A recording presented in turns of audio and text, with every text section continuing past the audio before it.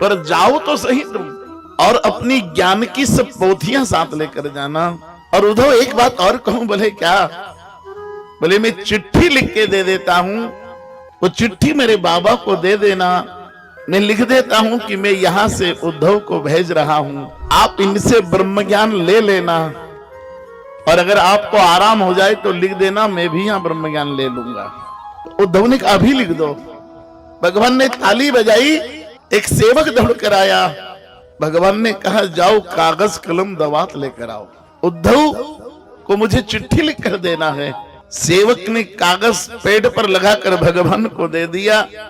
उसने शाही में भिगोकर कलम दे दी। भगवान के बाएं हाथ में कागज है और दाहिने हाथ में लेखनी है। और भगवान ने कहा ब्रज को क्या लिखूं? बस ब्रज का स्मरण आते ही भगवान कांप गए।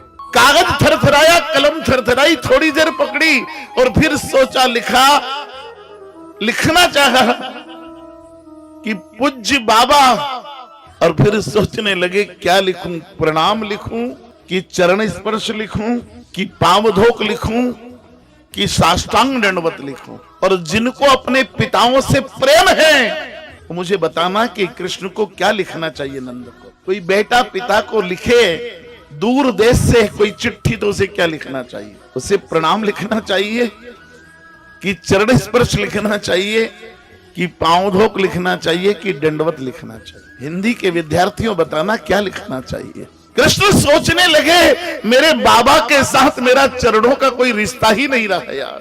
बाबा ने कंधे पर बिठाकर मुझे खिलाया है, बाबा ने घोड़ा बनकर पीठ पर बिठाया है, रोता था तो उठाकर सीने से लगाया है। कभी बाबा ने मेरे पैर चरणों, हाथ चरणों तक पहुंचने ही न दिए, क्या लिखूं? और सच बताना ये चरणों तक के रिश्ते बहुत औपचारिक रिश्ते हैं। मुझे बताओ यार, कोई 10 साल बाद कोई बेटा मिले बाप को और दौड़े चरणों की तरफ, तो कोई मां चरण पकड़ने देगी बेटे को? पहले हाथ पकड़कर सीने से लगा लेगी और उसके अश्रु की धार लग जाएगी। कौन मां मौका देगी बेटे को कि तू मेरे पैर में पड़ ले? ये तो तरस गया, जब जब मां के पास जाता था, झुकता था, इतने में तो मां उठाकर हृदय से लगाकर रोने लगती। कहां देगी मौका यार? ये प्रेम में कोई औपचारिकता नहीं होती है। ठीक है, आचार संहिता कहती है, इसलिए प्रणाम भी करना चाहिए, दंडवत करना चाहिए, साष्टांग प्रणाम करना चाहिए, चरण रज भी लगाना चाहिए। ये सब आचार संहिताओं के विषय है। प्रेम इतना मौका ही नहीं देता। और कृष्ण के संबंध आचार संहिता के संबंध नहीं है, कृष्ण का रिश्ता प्रेम का रिश्ता है। क्या लिखे? लिपट जाए बाबा नंद, कृष्ण मिल जाए तो बाहों में भर ले। नंद इतना मौका देंगे कि तू मेरे चरणों में झुक? नंद इतना मौका नहीं दे सकते अपने बेटे को कि कृष्ण प्रणाम करे और नंद ऐसे खड़े रहे। इतना निष्ठुर तो नंद नहीं हो सकते।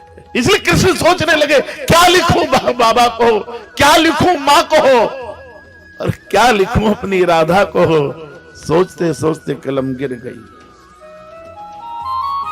केवल टप टप टप टप टप टप टप टप आंसू गिरते रहे और पत्र गीला हो गया। कृष्ण को ध्यान ही नहीं रहा कब कलम गिर गई। उन्होंने आंसुओं से भरा पत्र फोल्ड किया और उद्धव को दे दिया कि उद्धव ये ले जाओ। उद्धव ने कहा कृष्ण तुमने एक भी शब्द नहीं लिखा इसमें, तुम्हारी कलम कब गिर गई तुम्हें ही पता नहीं, तुम तो केवल रो रहे थे, और रोए भी कहां तुम? भगवान ने कहा फिर क्या किया मैंने? बोले नेक कही बैनन सो, अनेक कही नैनन सो, और बची कुची कह दीनी हिचकी न सो। एक कृष्ण केवल तुम्हारे आंसू गिरे हैं इस पर, कुछ लिख तो दो। बहुत पुराना गीत है, शायद आपने सुना होगा, ले जा मेरा कोरा खत मेरा सैया सब पढ़ लेगा। यही भागवत का गीत है। भगवान कह रहे उद्धव तुम्हारा ज्ञान काली शाही से लिखा जाता है, हमारा प्रेम केवल आंसुओं से लिखा जाता है। शाही की शक्ति नहीं कि प्रेम का वर्णन कर दे, प्रेम केवल आंसुओं से लिखा जाता है। और सुनो सुनो उद्धव, मेरे एक एक आंसू में मेरे बाबा पढ़ लेंगे कि मैंने क्या लिखा। मेरे बाबा पढ़ लेंगे, मेरी मां पढ़ लेगी कि मैंने क्या लिखा है। क्योंकि खग जाने खग की, प्रेमी जाने प्रेम की भाषा, ज्ञानी जाने ज्ञान की भाषा, कर्मी जाने कर्म की भाषा। उद्धव तुम नहीं पढ़ पाओगे ये चिट्ठी, मेरे बाबा पढ़ लेंगे। क्योंकि प्रेम केवल आंसुओं में ही लिखा जा सकता है। प्रेम को शब्दों में लिखने की कोशिश करना भी मत। प्रेम कभी शब्दों में व्यक्त हो नहीं पाता। इसलिए जिन्होंने प्रेम की चिट्ठियां लिखी होगी उनको याद होगा, आगे डॉट डॉट डॉट डॉट लगाना ही पड़ता है।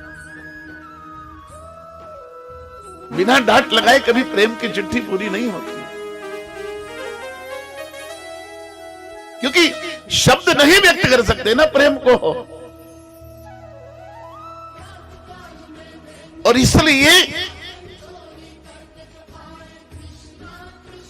उद्धव ने वो चिट्ठी ली और आंसुओं में गीली थी, सोचा कागज फट जाएगा तो धूप में इसको सुखा लेता हूं, तो उन्होंने पगड़ी में खोस लिया।